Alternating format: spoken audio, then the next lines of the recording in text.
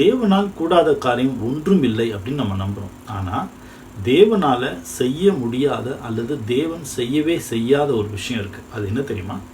ஒரு மனுஷனை பாவத்திலிருந்து நல்லவனாக மாற்றுறது. அந்த ஒரு விஷயத்தை தேவன் என்ன பண்ண மாட்டார்னா செய்ய மாட்டார். அதாவது நான் ஒரு பாவி, என் பாவ வாழ்க்கையிலிருந்து வெளியில் வந்து இயேசு கிறிஸ்துவை நான் ஏற்றுக்கொண்டு அவருடைய இரத்தத்தினால நான் கழுவப்பட்டு மீட்பின் பாதையில் நடக்கிறதுக்கு தேவன் எனக்கு யாரோ ஒருத்தர் மூலமாக ஒரு போதனையை இந்த வேதத்திலிருந்து சொல்லிக் கொடுக்கலாம். இந்த போதனையை கற்றுக்கொள்ளுகிற நான் என் பாவத்தை விட்டுட்டு இந்த போதனையின் பின்னாடி கரெக்டாக நான் போனாதான் இந்த பாவத்தை விட்டு நான் விடுதலையாக முடியும்.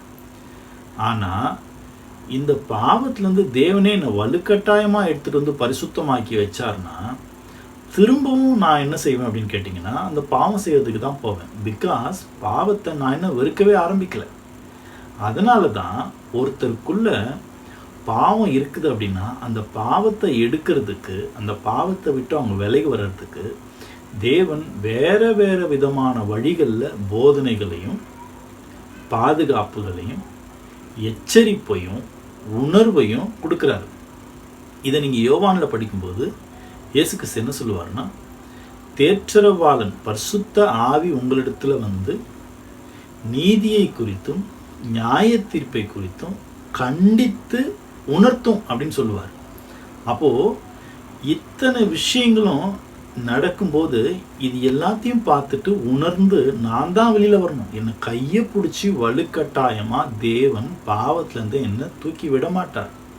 அப்படி செய்கிறதா இருந்தால் இந்த உலகம் என்றைக்கோ மீட்கப்பட்டிருக்கும், என்றைக்கோ இந்த உலகத்தில் சாத்தானுடைய ஆட்சி முடிஞ்சிருக்கும். ஆனால் பாவத்தை நம்ம ஒவ்வொருத்தரும் இண்டிவிஜுவலாக இது எனக்கு வேண்டாம், இதை நான் செய்யக்கூடாது, நான் நீதியின் பாதையில் கஷ்டப்பட்டு போவேன் அப்படின்னு சொல்லி விரும்பி போனால் மட்டும்தான் பாவத்தை விட முடியும். அதனால தான் இயேசு கிறிஸ்து சொல்லும்போது இடுக்கமான பாதையின் வழியாக உட்பிரவேசிக்கிறவர்கள் மிகவும் குறைவு அப்படின்னு சொல்லுவார்.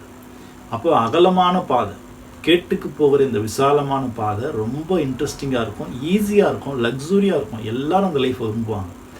பட் ஜீவனுக்கு போகக்கூடிய இயேசு கிறிஸ்துவை ஃபாலோ பண்ணக்கூடிய இந்த வாழ்க்கை கடினமாக இருக்கிறதுனால தான் எல்லாராலையும், ஈவன் கிறிஸ்தவர்களால் கூட இதை கரெக்டாக ஃபாலோ பண்ண முடியறதில்லை. அப்போ தேவனால் எது செய்ய முடியாதுன்னா உங்களை பாவத்திலேருந்து வலுக்கட்டாயமாக அவரை தூக்கி நிற்க வைக்க மாட்டார். ஆனால் நீங்கள் பாவத்திலேருந்து எப்படியெல்லாம் வெளியில் வரலான்னு எல்லா வித உதவிகளையும் அவர் உங்களுக்கு எடுத்து காட்டுவார். அதை நீங்கள் தான் யூஸ் பண்ணிக்கணும்.